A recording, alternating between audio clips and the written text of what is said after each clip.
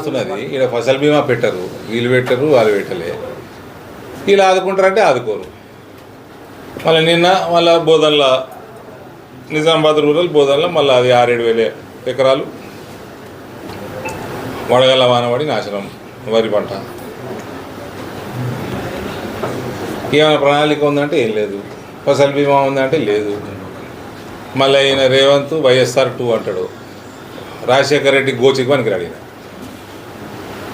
రాజశేఖర రెడ్డి గోచి పెట్టుకుంటాడు కదా, ఆ గోచికి పనికిరాడు ఈయన.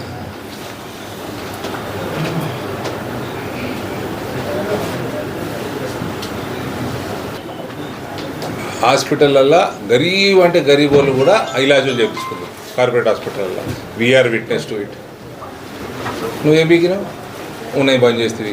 అచ్చా, ఆయుష్మాన్ భారత్ 5 లక్షలు కాదు, సరిపోదు, 10 లక్షలు అన్నాడు ఈయన. అని 2.5 ఏళ్ళు అవుతుంది. చేసిన వాగ్దానాలు ఒక్కటి కూడా ఇయ్యలేడు వరకు గ్రౌండ్ కాలేదు. మళ్ళీ వైఎస్ఆర్ పేరు ఖరాబ్.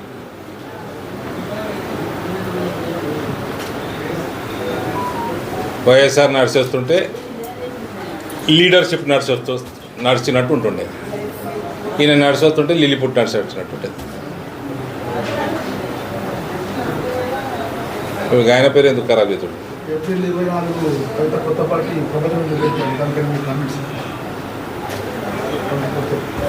కొత్త టీఆర్ఎస్ ఏం పేరు? టీఆర్ఎస్ ఆ పేరు జాగినట్టుంది, అందుకే అడుగుతున్నా. టీఆర్ఎస్ ఖాళీ ఉంది కదా టీఆర్ఎస్ పేరు.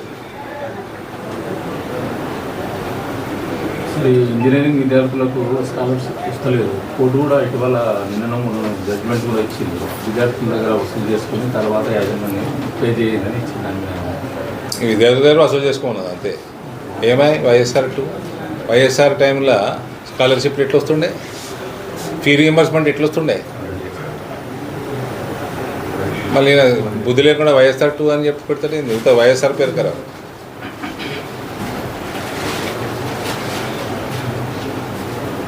నేను చూసిన అదే కొత్త పార్టీలో జాయిన్ అవుతారు అంటే ఈయనతో అన్న కూడా ఈ పార్టీలో కూడా జాయిన్ అయ్యేటోళ్ళు ఉంటారా? నిన్న చూసిన ఆయన జాయిన్ అవుతారు. కండవ రెడీ అయినట్టుంది. రేవంత్ స్పాన్సర్డ్.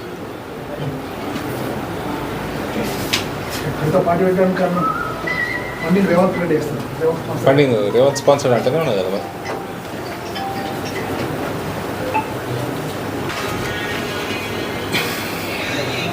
చెప్పాలా?